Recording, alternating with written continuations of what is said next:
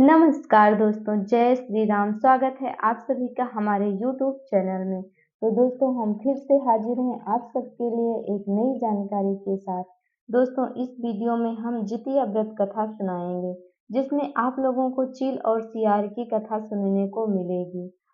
दोस्तों, यह व्रत महिलाएं अपने संतान की लंबी उम्र के लिए करती हैं, अपने संतान की दीर्घ आयु के लिए करती हैं, अपने संतान की सुख समृद्धि के लिए करती हैं। दोस्तों, यह व्रत बहुत ही श्रेष्ठ माना जाता है। इसमें महिलाएं निर्जला और निराहार रहकर करती हैं। तो आइए बिना देर किए हम आप लोगों को यह व्रत कथा सुनाते हैं। जितिया व्रत कथा कई रूपों में प्रस्तुत की जाती है, लेकिन इसका मूल उद्देश्य हमेशा संतान की लंबी आयु और उसके सुख समृद्धि की कामना होती है। जितिया व्रत को जीवित पुत्रिका नाम से भी जाना जाता है। इसमें भगवान जीवित वाहन की पूजा और अर्चना की जाती है।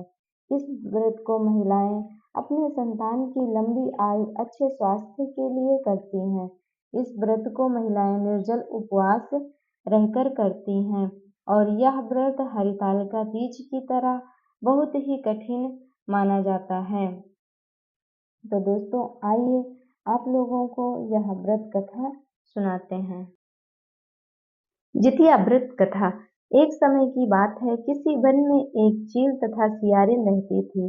चील तथा सियारिन में गहरी मित्रता थी। चील तथा सियारिन दोनों हर काम को मिल बांट कर करती और प्रेम भाव से रहती थी। एक बार कुछ महिलाएं जंगल में आई और वह किसी जीवित पुत्रिका व्रत की आपस में बात कर रही थी। यह सब देखकर चील के मन में जिज्ञासा जग गई। वह महिलाओं के पास गई और व्रत के बारे में पूछने लगी।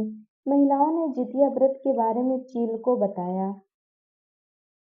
चील तुरंत अपने मित्र सियारिन के पास गई और उसको जितिया व्रत के बारे में बताया। व्रत को बताने के बाद चील तथा सियारिन ने निर्णय लिया कि वो दोनों भी जितिया माता का व्रत और पूजा विधि विधान से करेंगी। चील तथा सियारिन ने जितिया माता का व्रत का संकल्प लिया और शाम को पूजा की। पूजा के बाद ही चील और सियारिन को भूख लगने लगी। सियारिन अपनी भूख बर्दाश्त न कर सकी और वह जंगल में जाकर शिकार करने चली गई। सियारिन जब मांस को खा रही थी, तब चील ने उसे देख लिया और व्रत तोड़ने के लिए सियारिन को बहुत डांटा, लेकिन चील ने अपना व्रत नहीं तोड़ा और वह सच्चे मन से जितिया व्रत को पूर्ण किया।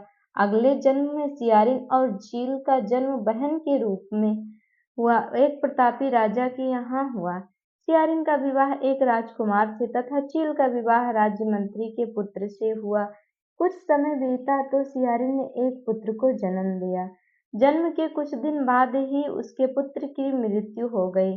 सियारिन के पुत्र के मृत्यु के बाद उसकी बहन चील ने भी एक पुत्र को जन्म दिया, जो जीवित तथा स्वस्थ था। यह देख सियारिन को अपनी बहन चील से ईर्ष्या होने लगी। सियारिन ने अपने बहन के पुत्र तथा पति को जान से मरवाने की कोशिश की, परंतु दोनों ही बच गए। एक दिन देवी माँ सियारिन के स्वप्न में आई और उन्होंने सियारिन से कहा, यह तुम्हारे पूर्व जन्म के कर्म का फल है। अगर तुम इसे ठीक करना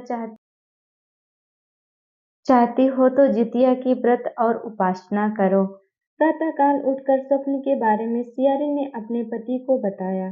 सियारिन के पति ने यह सुन सियारिन को व्रत करने की अनुमति दे दी और उसकी बहन चील से माफी मांगने को बोला। इसके बाद सियारिन अपनी बहन चील के घर गई और उससे अपनी गलतियों की माफी मांगी। सियारिन को उसकी गलतियों पर पछतावा देखकर चील ने उसे माफ कर दिया। अगले साल जितिया व्रत पड़ा। यह व्रत सियारिन और उसकी बहन चील दोनों ने एक साथ रखा। माता जितिया सियारिन के व्रत से प्रसन्न हुई और उसको पुत्र प्राप्ति का आशीर्वाद दिया। कुछ दिनों बाद ही सियारिन ने एक सुंदर बालक को जन्म दिया। अब दोनों बहन प्रेम भाव से खुशी खुशी रहने लगी। जैसे माता ने उनके पुत्र की रक्षा की और उनको पुत्र दिया, वैसे ही सबको पुत्र दें और सबकी मनोकामना पूर्ण करें और सबके संतान की लंबी आयु बनाए रखें और सबके संतान को स्वस्थ रखें।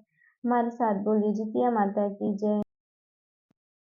दोस्तों, इस वीडियो में हमने आप लोगों को जितिया माता व्रत की कथा सुनाई है। कथा कैसी लगी आप लोग कमेंट बॉक्स में जरूर बताना।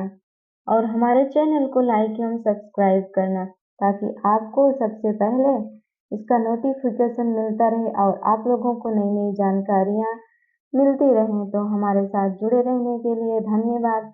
मिलते हैं नेक्स्ट वीडियो में, तब तक के लिए जय माता जितिया। जय माता जितिया, माता जितिया सबकी रक्षा करें। जय माता जितिया।